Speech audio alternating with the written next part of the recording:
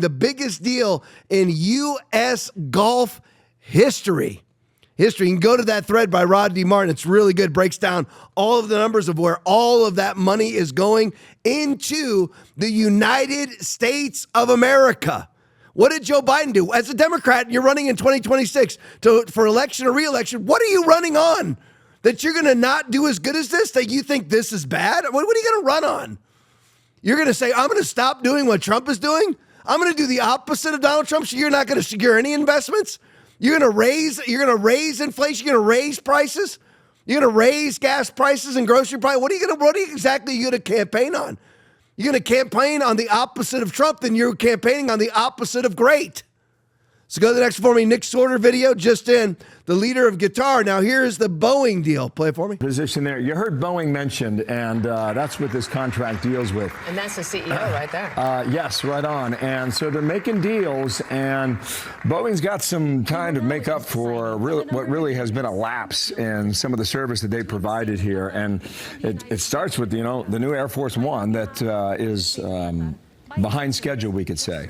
There've been a lot of tie-ups for that. That's part of the reason why, Qatar's making this offer to give the president a plane, and we'll see in the end where that sits. So not only does Qatar give Donald Trump a plane, and they're estimating it at $400 million, it's worth way more than that. But anyway, $400 million, 747, which, by the way, if you've seen a picture of it, it's absolutely beautiful, and he should take it. I have no reason.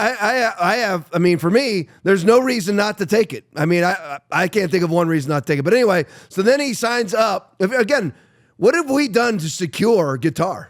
Anybody think about this? Will was over there fighting. That was so good that Qatar doesn't get taken over by the Saddam Husseins of the world, by the mullahs of the world. So remember, Saudi Arabia, even though they took part in 9/11 to some degree, Saudi Arabia wouldn't exist if it wasn't for the United States.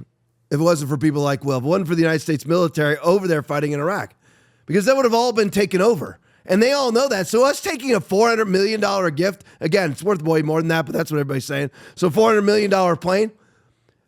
We've spent trillions in Iraq and Afghanistan. Everyone whines and complains. Imagine being $37 trillion in debt and being the political party that argues against being paid back even $400 million of the $37 trillion that you are, in fact, in debt. And of that $37 trillion, $21 trillion of it's missing out of the Pentagon, and that's not even the accounting for the wars. Just so you know, the wars have been accounted for.